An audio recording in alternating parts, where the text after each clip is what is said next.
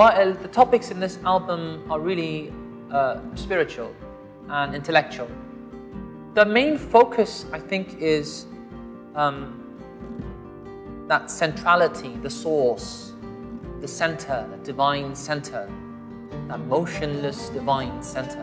The album is very unique in the sense that it incorporates a lot of Occidental and Oriental modes and sounds and harmonics. But I think you're the best person to judge. Hopefully when you hear it, you'll like what you hear and give us your feedback. Thank you so much, Farhod. It's very kind of you. You're very sweet. I love all types of wonderful scents. My wife and I both are avid collectors of beautiful, nice scents from around the world.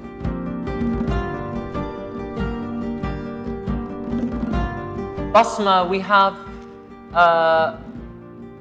just trying to think, 2 songs in Arabic. One of them is called Khorasan, Arabic version, which is a bonus track. And the other is a beautiful poem by Muhyiddin ibn Arabi, one of the greatest poets, mystics from the Islamic world. He's originally from Andalusia. And I hope and I think you will like him. God willing.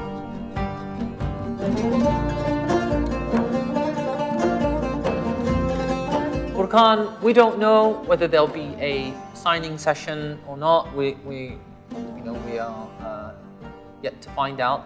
But the album will be released through Sony Turkey, and they've made a special agreement with Kral Music, Kral TV. Hopefully you'll be hearing a lot of the material from the new album. I hope you will enjoy it.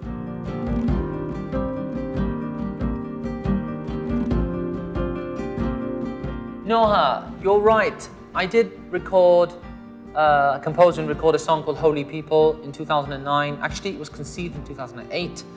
I suppose the reason I didn't release it was because I think what I really wanted to say is, where are the holy people? Not that I don't believe in holy people. Ridwan, there will be a single released very soon, and I sincerely hope you will like it.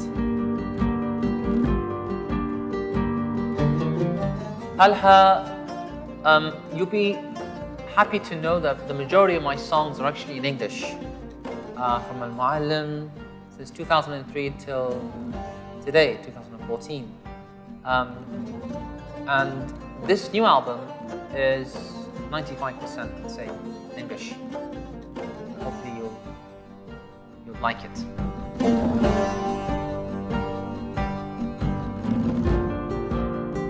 Qasim, this album is not for a particular audience, it's for everybody.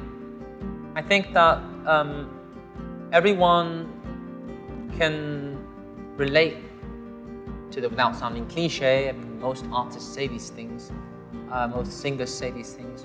But really, I think that the spirituality that underpins this album and all the songs is what resonates with people.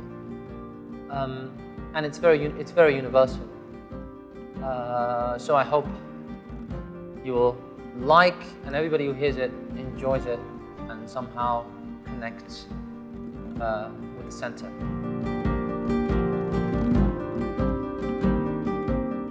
Faizan, all of my humble works are spiritual. It's very difficult for me to make profane, worldly music. It's not in my DNA. I'm not programmed that way. The best way to describe the album is that it's a traditional, contemporary album. Perhaps there are elements that the masses may connect to, but you know, commercial success has always been a coincidence for me. It's been a bit of a surprise. I've never aimed for it, never sought it or looked for it. So I hope that everybody, or people who listen to the album, enjoy the songs, connect with them in some small way. Nasiba, it's a good question that you ask. I think that it's interesting in the time that we live in. It's I suppose the irony. The irony is that if you go to France, some of the most secular countries in the world, you'll find that the classical, traditional concerts, the whirling dervishes, or let's say someone like Shajarian, or these classical, traditional singers in the music, you'll find that the venues are full. They're always full, weeks in advance. The tickets sell out. So I think it's like, as some people, one particular person, Dr. Nasser, says that it's a kind of divine compensation from heaven, in that although we live in a time of forgetfulness and worldliness, if you like, there is still that calling from within. There's this deep love and need for music of another type, another world, another realm, that is connected to truth.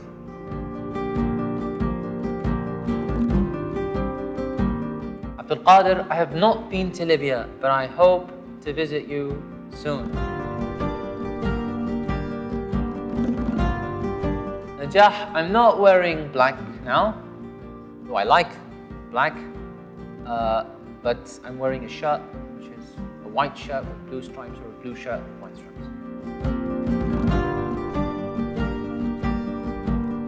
Amir, yes, there is a Persian song. Actually, there's a very strong Persian influence on the album.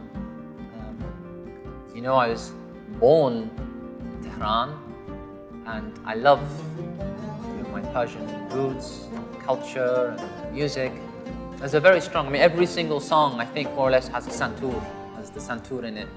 And there's one song called Jan-e Janan, and it's a Sufi song,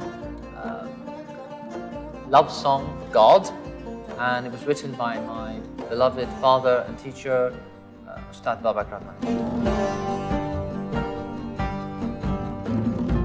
Heart's brilliant. I hope so. I'm not sure. We hope. Let's see. But as of now, we are definitely sure on Europe, and we hope we'll have a signing session everywhere.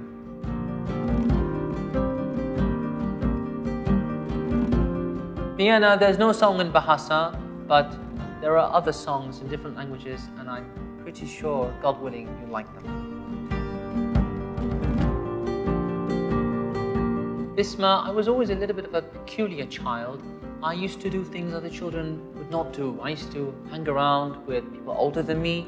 I loved music and poetry.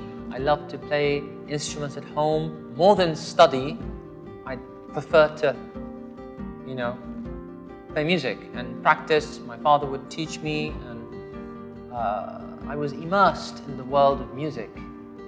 So I was a bit of a peculiar child. So if your child or relative of yours who's young is a little bit peculiar, don't see it as a negative thing. It's a positive thing. Nicholas, I'm definitely very influenced and passionate about Sufism in general, and the intellectual and spiritual side of the Islamic faith, but also I have a deep love for the intellectual and traditional aspects of other religions,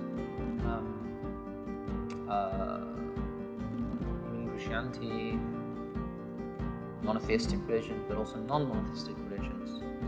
And it's something that I love to read up on. It's a passion of mine.